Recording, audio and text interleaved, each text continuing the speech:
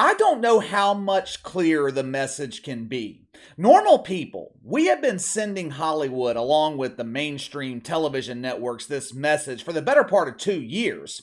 Problem is, they don't seem to be listening to us. How many times do they have to set record low ratings before they start making changes? It seems like every week I am coming on here to discuss the latest woke movie crash at the box office or some meaningless Hollywood awards show completely crashing in the ratings. The VMAs on MTV, a show that used to be appointment television. The VMAs, they are responsible for creating some iconic moments in TV. Past couple of years, record low ratings. Last week, I think it was the Golden Globes last week that broke their previous record of record low ratings?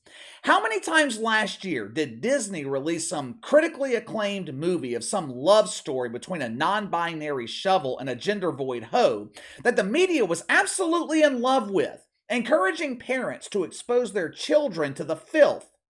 How many times did the media fall in love with a Disney movie last year and it completely bombed at the box office?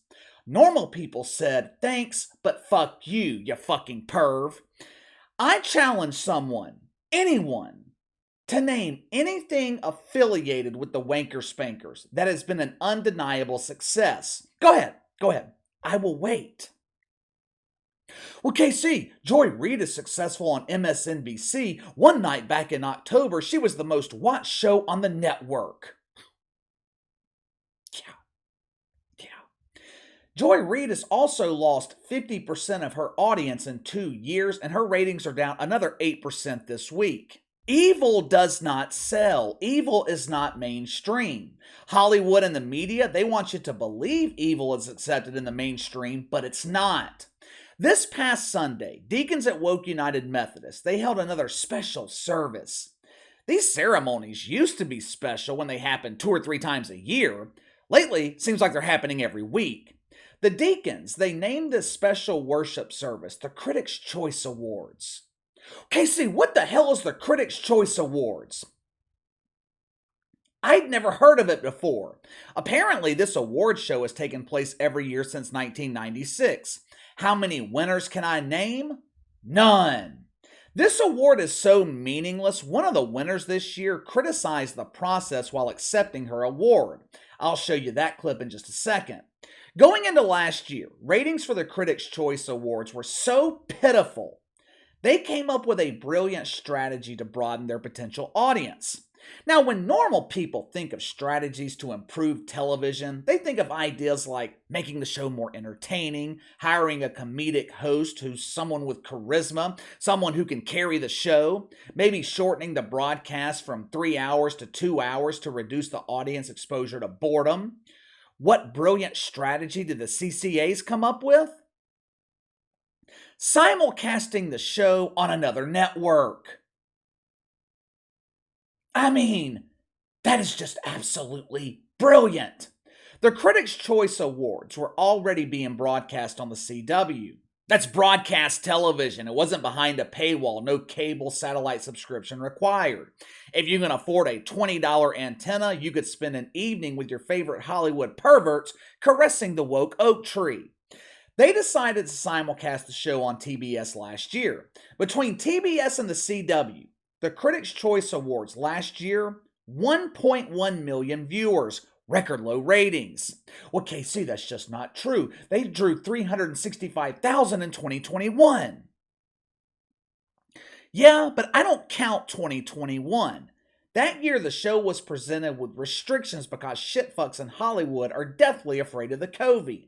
As you guys know, we don't recognize anything COVID related here on the channel. Ratings were so bad, TBS refused to carry the Critics' Choice Awards this year. But that was okay. The CW was still on board, and they came up with an ingenious plan to boost ratings. Oh, this idea was legendary. Remember last March when Will Smith walked on stage at the Oscars and in a very feminine manner lightly caressed Chris Rock's face with his hand? You remember that?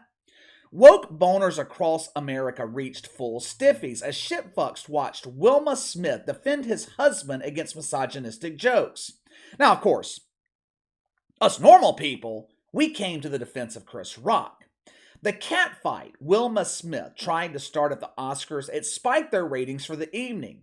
The Critics' Choice Awards, they were looking for something similar this year. They needed a likable host like Chris Rock that normal people liked and respected. Now, with that sentiment in mind, who did they decide to hire as the host? Chelsea the Coat Handler.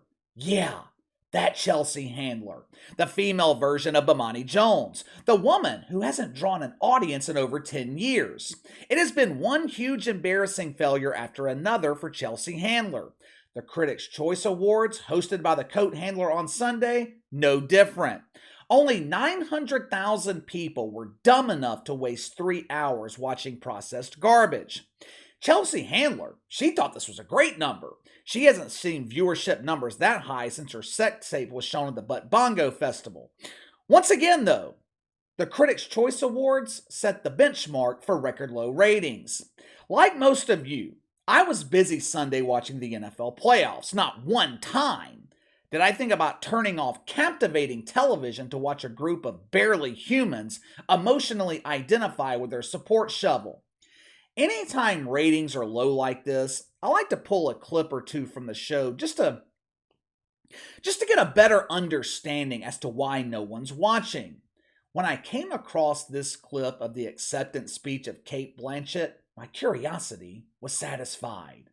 KC, who is Cate Blanchett? I swear to God, I had never seen or heard of this woman before. Apparently, she's a highly respected actress in Hollywood. Winner of numerous awards, she has a star on the Hollywood Walk of Fame that bums use to relieve themselves. Cate Blanchett is either a highly talented actress or she is consistently recognized and awarded for her dedication to fighting the good fight, preaching the good word, spreading the faith to unbelievers. You see, Kate B., she is a firm believer in climate change. Me too! Me too! I believe the climate changes about 4 times each year. We start every year in the winter, move on to spring, suffer through the miserable summers down here in the South, before ending the year in the fall. But it's that summer part that has Cate Blanchett concerned. Every time the thermometer hits 90 degrees, she's worried the Earth will just simply explode. Last year, she even launched the Climate of Change podcast to educate people on the dangers of cow flatulence. The show lasted about 3 episodes, then they ran out of shit to talk about. This past Sunday, Cate Blanchett, she was on stage to accept the award for Best Actress in a Film. She won this award for playing the villain in the movie Tar. There was one scene in the movie that kind of sparked mild controversy. Cate Blanchett in the movie, she's lecturing one of her students for being an easily offended shitfuck.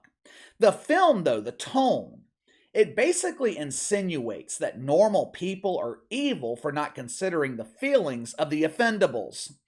I'm kind of confused how she was recognized for her work in this movie because, literally, no one saw it. Tar generated $6.3 million at the box office. Nevertheless, Cate Blanchett took to the stage to accept this meaningless award. Listen to her speech. It's like, what is this? It's this patriarchal pyramid where someone stands up here. Why don't we just say there is a whole raft of female performances that are in concert and in dialogue with one another? And stop the televised horse race of it all. Because, can I tell you, every single woman, whether, television, film, advertising, tampon commercials, whatever, you're all out there doing amazing work that is inspiring me continually. Basically, Cate Blanchett, she wants to give everyone a participation trophy. If you've acted in tampon commercials, this award belongs to you, especially if you were previously a man. You inspire me. Cate Blanchett wants to live in a world where women aren't competing against each other. She wants to live in a world where everyone is recognized for their lack of accomplishments. Yeah, well, that world does not exist. You know what happens when you eliminate competition? Everything becomes bland, stale, boring. There's no motivation to create great content if you have no one to compete with.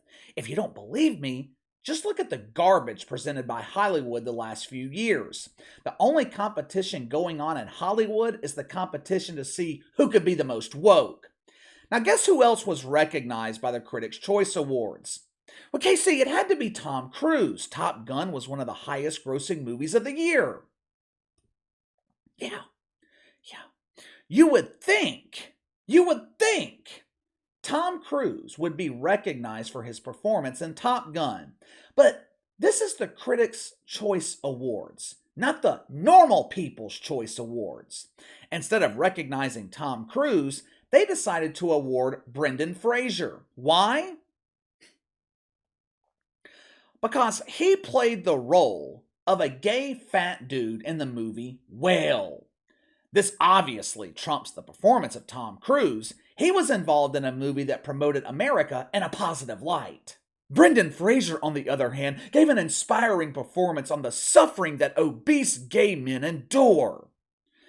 This award also kind of confused me. What was it, 5 or 6 months ago? Critics in the media were criticizing Brendan Fraser in the movie Whale. They were accusing the film of promoting fatism or obesitism or whatever the hell they call the discrimination of Lizzo. They were claiming the movie would be too offensive to fat people. You know what I find offensive? Lizzo in a fucking bikini. I find that offensive. For years now, Hollywood has sent the following message to America. We hate you. The elites in Hollywood, they do not like us. In response, normal people have sent them a message in return. Matter of fact, we send the message every night on television and anytime a woke movie is released. More big budget films are bombing than ever before at the box office. That Brendan Fraser movie, after it was highly criticized, it ended up being praised by movie critics. It drew 11 million at the box office. Hollywood, they might not like America, but here's the problem for them. Normal people can survive without Hollywood. Hollywood cannot survive without us.